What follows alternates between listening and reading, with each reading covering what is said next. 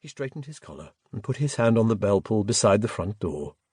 There was a jangling sound inside the house, and a moment later a servant appeared. Ushered into the study, he found Clutterbuck at his desk with Darcy snoozing at his feet.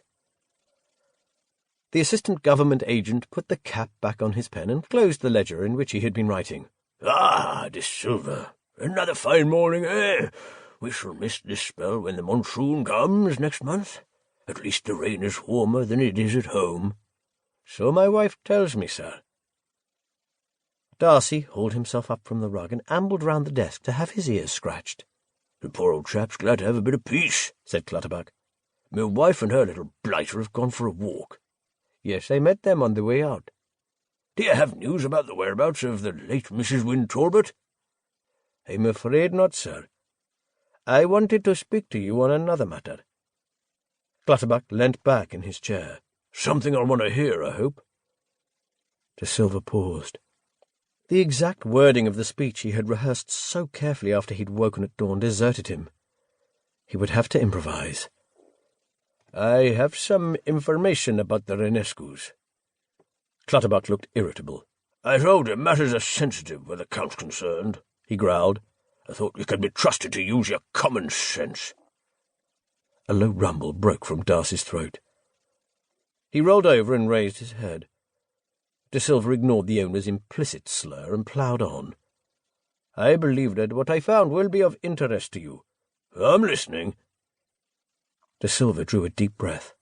"I found an opportunity to search the guest bungalow here when the Count and Countess were at the elephant hunt and picnic."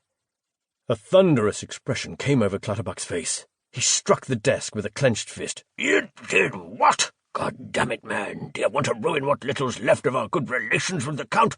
What on earth possessed you?" "Hear me out, sir. I think you will be interested in what I discovered." "It had better be good." "I showed my wife the photograph you gave me of your hunting party up at the plains. Jane was sure she recognized the Countess. She was convinced the lady is English and a former actress who used to appear on the London stage." "What of it? We've already reached the conclusion she may be the Count's mistress, not his wife. Is her story relevant in any case? With great respect to Mrs. de Silva, she may be wrong." "I think not, sir.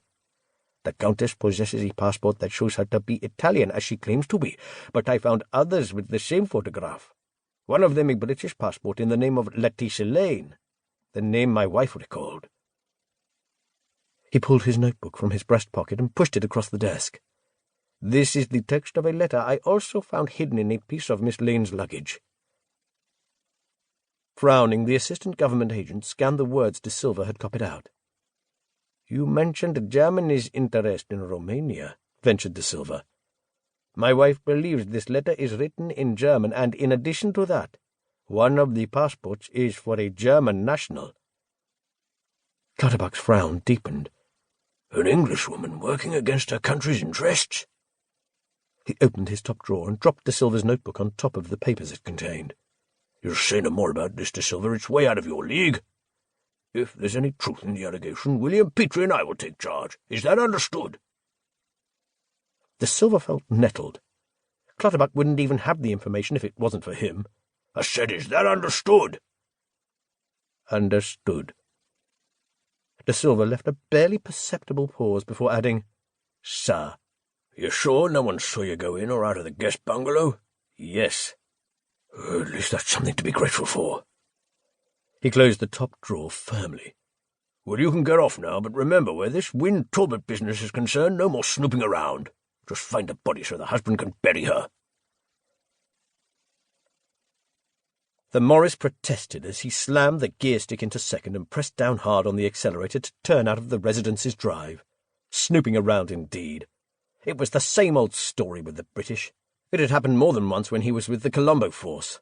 They were happy to use his services when it suited them, but the moment it didn't, they treated him like some seedy private detective. At home, lunch waited for him, but he was too preoccupied to take much notice of what he ate. Jane looked at him worriedly. "Did it go badly with Archie Clutterbuck?"